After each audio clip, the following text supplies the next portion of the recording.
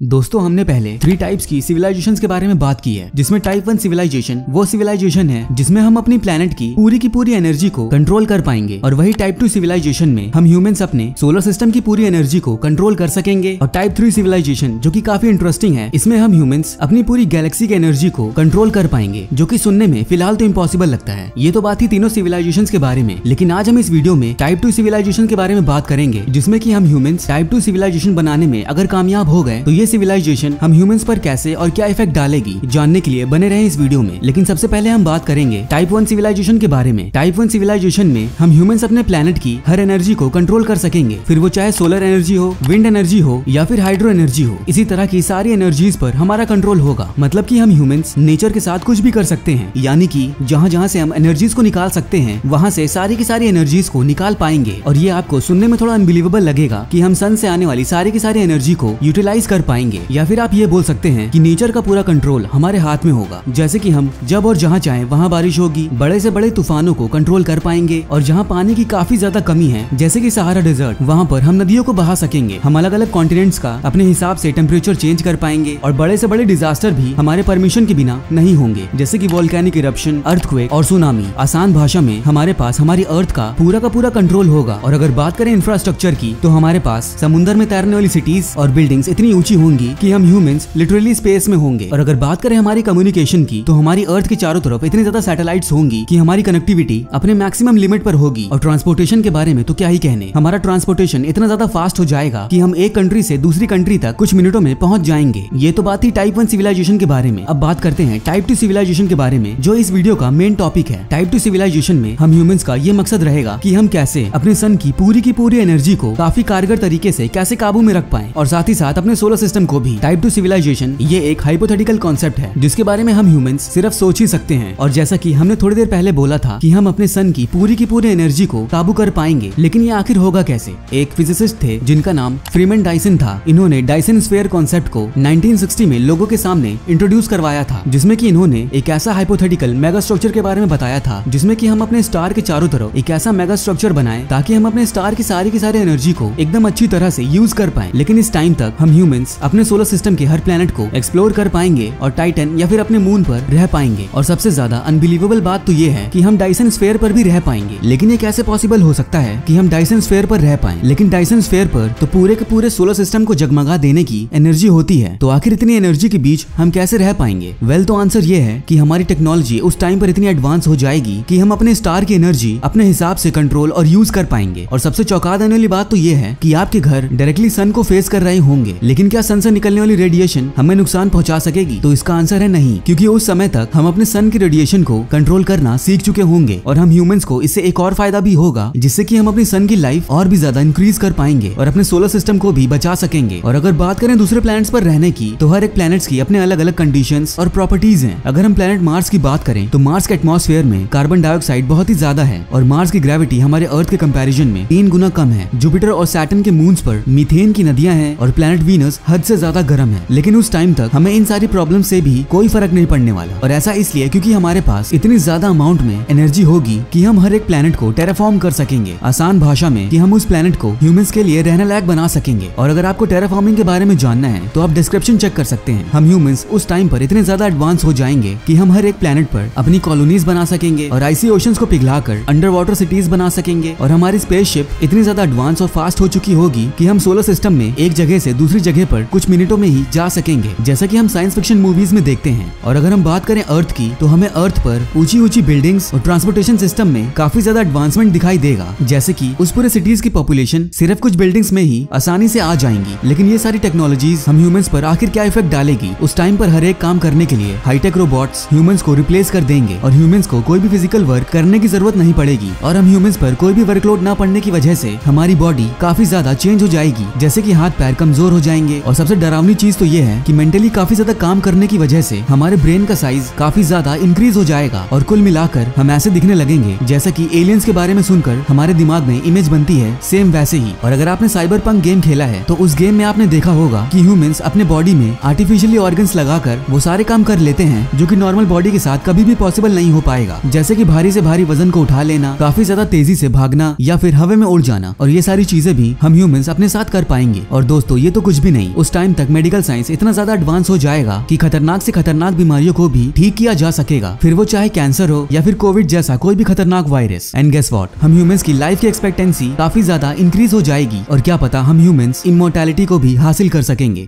और दोस्तों आज के लिए बस इतना ही। इन सारी चीजों के बारे में आपका क्या मानना है हमें कमेंट बॉक्स में बताइएगा जरूर। और ऐसे ही और मजेदार वीडियोस देखने के लिए हमारे चैनल को लाइक एंड सब्सक्राइब करना ना भूलें।